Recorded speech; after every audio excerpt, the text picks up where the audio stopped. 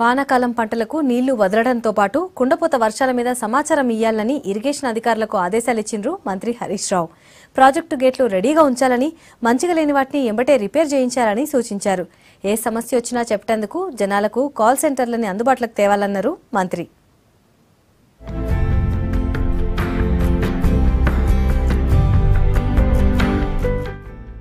Water ప్రాజెక్టుల నుంచి వీలైనంత జల్దిన వానాకాలం పంటలకు నీళ్లను విడుదల చేయాలని ఇరిగేషన్ మంత్రి హరీష్ రావు అధికారులకు చెప్పారు.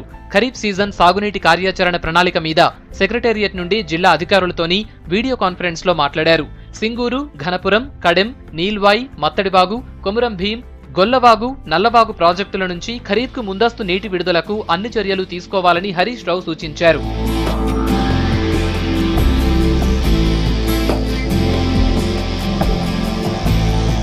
ప్రస్తుతం నీళ్లున్న ప్రాజెక్టులల్లా సింగూరు నుంచి 40,000 ఎకరాలు, ఘనపురం నుంచి 20,000 ఎకరాలు, కడెం నుంచి 50,000 ఎకరాలు, నీల్వాయి నుంచి 7,000 ఎకరాలు, గొల్లవాగు నుంచి 6,000 ఎకరాలు, కొమురం భీం నుంచి 21,000 ఎకరాలు, మత్తడివాగు నుంచి 6,000 ఎకరాల ఆయకట్టుకు సాగునీటిని అందించాలని హరీష్ రావు ఆదేశించారు. ఎస్ఆర్ఎస్పీ, నాగార్జున సాగర్, ఏఎంఆర్పీ, నిజాం సాగర్ ప్రాజెక్టుల పరిధిలా ఎంబటే ఇరిగేషన్, వ్యవసాయ, రెవెన్యూ శాఖల అధికారులతో రైతు అవగాహన సదస్సులు పెట్టాలన్నారు. ప్రాజెక్టుల డ్యాంల గేట్ల రిపేర్ పనుల్ని జల్దిన పూర్తి చేయాలన్నారు. ఖరీఫ్ సీజన్ను ముందుగానే మొదలు పెట్టడం వల్ల యాసంగిలో ఎక్కువ ఆయకట్టుకు నీరందించే వీలవుతుందన్నారు.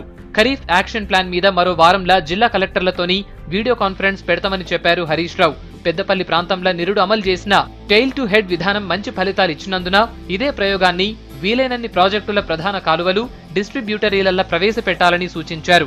నిజాం సాగర్ కింద గతేడాది సాగునీటి యాజమాన్యం మంచిగా జరిగిందన్నారు. అదే స్ఫూర్తిని మిగతా ప్రాజెక్టులల్లా కొనసాగించాలన్నారు. ప్రతి ప్రాజెక్టు కింద ఆయకట్టు లక్ష్యాలు సాధించేందుకు పకడ్బందీగా ప్రణాళికలు రచించి అమలు చేయాలని ఆదేశించారు.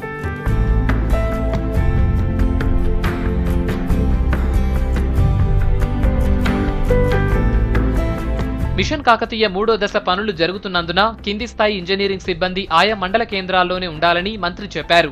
భారీ వర్షాలు పడ్డప్పుడు ఉన్నతాధికారులకు, ప్రభుత్వానికి సమాచారం ఇవ్వాలన్నారు.